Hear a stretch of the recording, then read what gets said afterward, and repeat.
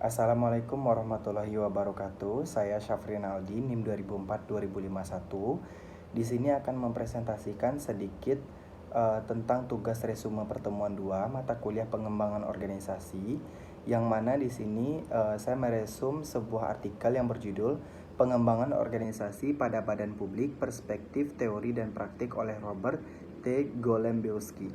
Yang pertama, untuk latar belakang, pengembangan organisasi menyiratkan strategi pendidikan ulang yang normatif yang dimaksudkan untuk mempengaruhi sistem kepercayaan, nilai, dan sikap dalam organisasi, sehingga dapat beradaptasi lebih baik terhadap laju perubahan yang dipercepat dalam teknologi. Selanjutnya ada tipe. Untuk tipenya di sini, nilai-nilai yang mendasari program PO yang menyaratkan beberapa tujuan umum.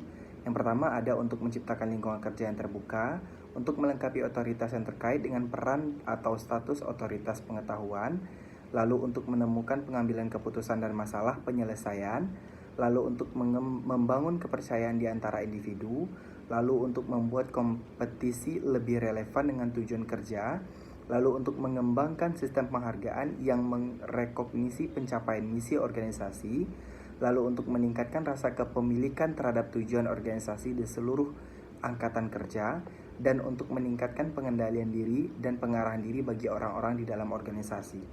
Selanjutnya yaitu karakter. Karakter di sini terhadap latar belakang kebiasaan badan publik juga menyaratkan tentang penghambatan serius dalam mencapai tujuan PO. 5 aspek latar belakang kebiasaan ini dibahas di bawah untuk mengilustrasikan dampaknya terhadap tujuan PO. Kelima aspek ini tidak terdiri dari daftar eksklusif dan dianggap hanya sebagai pola dan perilaku umum yang memberikan gambaran tertentu pada lingkungan kelembagaan yang luas. Selanjutnya ada variasi. Untuk variasi, dibandingkan dengan organisasi bisnis, arena publik dalam semua program PO melibatkan lebih banyak individu dan kelompok yang berbeda, sehingga seringkali terlibat dalam organisasi bisnis. Pejabat departemen menolak gagasan untuk mencoba membangun antarmuka eksplisit antar komite substansi, komite penganggaran, dan agensi sebagai bagian dari program PO. Selanjutnya untuk keterkaitan, hierarki memiliki dampak di lembaga-lembaga publik dan juga bisnis, tetapi garis komando tampaknya kurang integral di lembaga-lembaga publik. Dengan demikian, sebuah keluarga identifikasi yang unik sebagai alternatif dari hierarki ada di tingkat rendah dan tinggi di lembaga-lembaga publik. Selanjutnya, pola delegasi. Pola-pola pendelegasian administratif seringkali dirinci dengan sangat rinci dalam undang-undang, yang pada dasarnya untuk memudahkan pengawasan oleh pembuat undang-undang. Yang pasti, kita sudah cukup jauh dari kasus Morgan yang pertama, yang tampaknya menyatakan bahwa hanya tindakan administratif yang dilakukan secara pribadi oleh atau di bawah pengawasan langsung kepala departemen yang dapat dipertahankan secara konstitusional. Selanjutnya ada kebiasaan legal.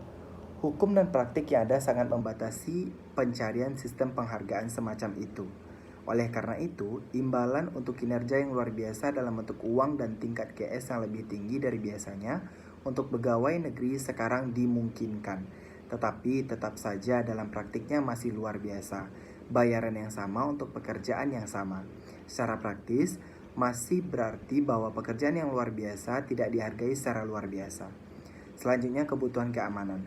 Kebutuhan akan keamanan atau bahkan kerahasiaan di lembaga publik dibandingkan dengan organisasi bisnis cenderung cukup kuat untuk menghadirkan hambatan dalam mencapai tujuan OD.